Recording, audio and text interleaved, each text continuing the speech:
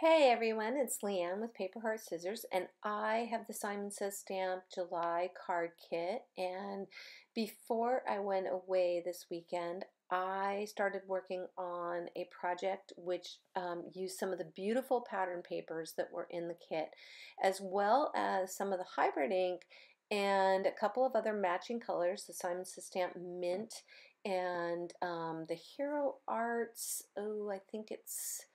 Oh, I'll have to tell you if you can't see it in the video in a second. But it's a purple that perfectly matches that purple in the color in the paper. And I have a really hard time with pattern paper. So, oh, here it is. It is lilac. Um, I have a really hard time with pattern paper. I want to use it as a background, but then with something like this that has that beautiful open area, I want to use it to stamp with. And then they sent the watercolor paper, and I had some new Spectrum Noir sparkle pens, and I'm like, okay, I'm going to use everything today. So we are going to take the pattern paper, and we are going to use that as our card front on the pattern, on the colored backgrounds. And I ended up not using the pink, but I intended to.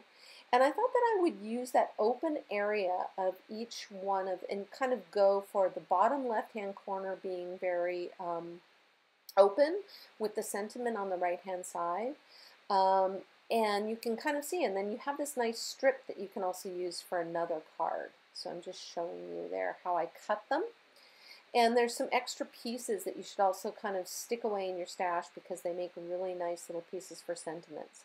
So I decided, I was looking at how the sentiments would go with my arrangement. You can see that I built a little test arrangement there on a piece of scrap paper, and I kind of lay the stamps in and mess around with that. And then I can actually put them down on the piece of paper, and I have the chrysanthemum on a block. And if you actually just, I've tempered the stamps with archival ink, and if you, you can then look at them and kind of see how it looks before you put it on your stamp press. So it's a nice little trick.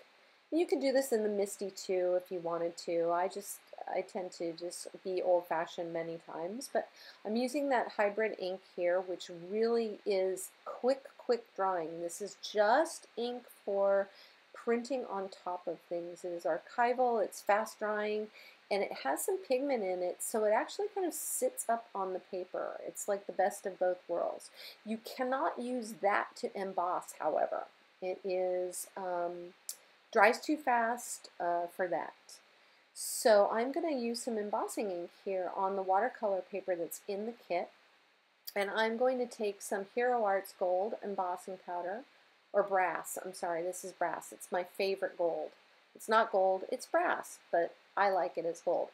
And I'm going to take the Rose Quartz Spectrum Noir marker and a water pen, and I'm just going to color that in. That really matched that pink in that pattern paper perfectly. And I did some experimenting with these, and you know, it's not watercolor. It is definitely a little harder to push around. It's a little more permanent. That could be a good thing for whatever you want. You can see I'm not being very careful at all, and then I'm really using the water pen to just push it out and break it up. And if you want something really quick that's sparkly and light, then I think this is the way to go. It's easy, and it was really fun to do this. And I played with a green one as well because there was that green in the paper that's on the left, but I ended up going with a pink flower, a purple flower, and a yellow flower. And I actually ended up making the yellow chrysanthemum with distress ink and the purple one as well, and then just literally rubbing the, blending the ink, and then actually adding a few little bit of water drops and fussy cutting those out. So after I have those kind of in place, I'm using some of the other small stamps in the kit, and again I'm using that hybrid ink to make some more little overlay, do some more overlay stamping over that pattern paper. And I'm really trying to get a really nice layered look here with all the lovely little pieces that are in this stamp set. And you can be pretty free with them. I did stamp the sentiments, and I really was only happy with the center one. And I'm going to fix that and show you what my solution was. So sometimes I do things in the middle and I'm not happy with it, and I change my mind. And that is why we love to make cards, is because you can change your mind and something usually great happens from that. There's some magic that goes on. So you can see that I changed to a piece of the slate cardstock for the back of the other one, and I have my yellow flower, my pink flower, my purple flower, and I was trying to decide which ones I wanted to use where. And again, I'm prescribing to the method that I try to tell you all about, which is make some pieces for yourself and then have some fun combining them in different ways until you get what you like.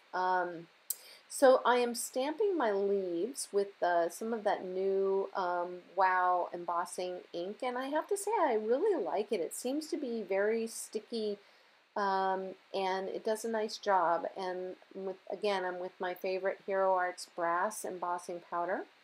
And you can see how beautiful those leaves are when they're stamped on top.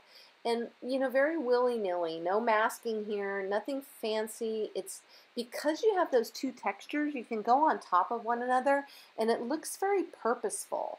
You know, you could add more little pieces in the gold as well if you like. And then when I had that done, I wasn't happy with that sentiment, especially on that left one, and I had cut a couple pieces of slate cardstock and was just trying to decide the width for the sentiments because they are that handwriting. And I had prepared them with my EK Success powder tool, and I had stamped that Sending Comforting Hugs sentiment, and I'm going to emboss those with the same embossing powder. And they really turned out gorgeous. On the gold on that slate cardstock is just fabulous, and you'll be able to see how they look in just a minute.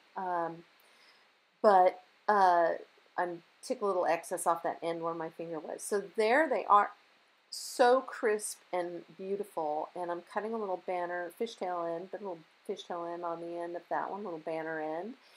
And I'm going to pop that up with a little bit of foam adhesive, although it could be flat and you could have the flower be the only dimensional object, or you could put it all down flat as well if you're putting it through some heavy nail. I don't know, I tend to have some pretty good luck with having solid foam. If you layer the foam really on both sides of the tail, you should be okay on the little banner there. And the flower you can cement, and because it's a flower, if it gets a little bit bent, it's okay. So you can see that I am popping that up on top of that one, and it really is so pretty. I love all the layers.